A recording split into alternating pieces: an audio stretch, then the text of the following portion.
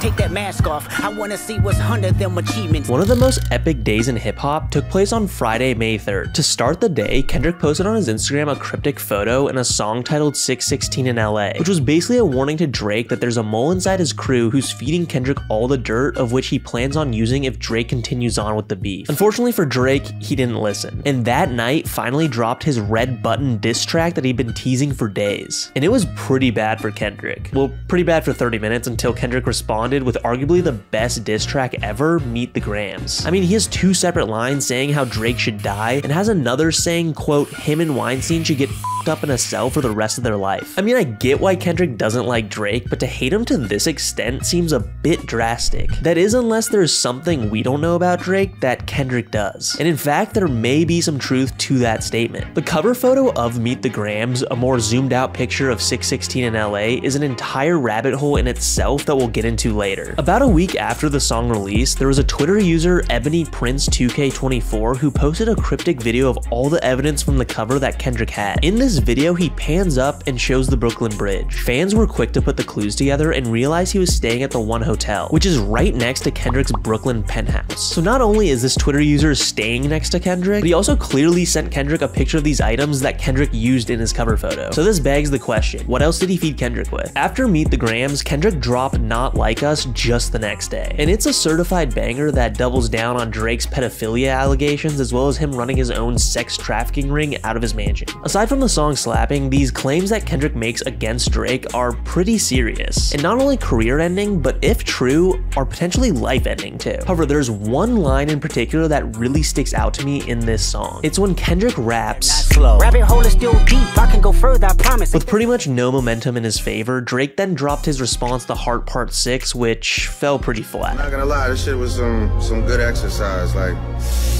it's good to get out, get the pen work done. People were calling it the first offensive track in the history of any rap battle. That's because for most of it, Drake is just denying the allegations that Kendrick claimed. But then Drake also was saying that he set Kendrick up by making Kendrick think that he did in fact have a mole in Drake's crew, when in reality, Drake's saying that it was him tricking Kendrick. The one before the last one, we finessed you into telling a story that doesn't even exist. Confusing, I know. In this track, Heart Part 6, Drake claims the photo Kendrick got and the information about him having an 11-year-old daughter, which Kendrick brings up in Meet the Grams, was something Drake purposefully planted. But it was unclear if Drake was telling the truth or just full of shit. Well, about a week after Drake's defensive track, things got pretty weird. This is when that Twitter user mentioned earlier, Ebony Prince 2K24, comes into play. First, he posted a video of all the evidence Kendrick used in his cover photo. So it does seem like Drake was full of shit. But then immediately after, he posted this cryptic photo with a threatening caption that reads, "To Mr. Aubrey Graham, may this photo jog your memory." Before I show you what that photo is, things are about to get even weirder. I have to say, it's funny this whole beef started out with J. Cole giving Drake and Kendrick a compliment saying, "Hey guys, this is cool that we're the 3 biggest rappers in the game right now." And now it's at the point where Drake is in a Batman movie getting blackmailed by the goddamn Riddler. With every day passing, Drake's image is getting tarnished more and more. It was even rumored that Universal Music Group, who represents Kendrick and Drake, intervened to try and end it because they were losing money from Drake's alleged pedophilia allegations. In all the history of rap beefs, I don't think there's ever been an artist that's dismantled another artist so badly that they've ended their career entirely. But this Kendrick vs. Drake beef might be the first one to do just that. This beef could follow Drake to his grave. The worst case scenario is that there's some legality stuff that happens similar to what's happening to P. Diddy. I mean, Kendrick legitimately says in Meet the Grams, the embassy about to get raided too, it's only a matter of time. However, even if that doesn't happen, Drake's image is getting completely tarnished. This summer, I guarantee you'll hear a group rapping along to Not Like That saying, trying to strike a chord and it's probably A minor, and chanting along with Kendrick as he raps,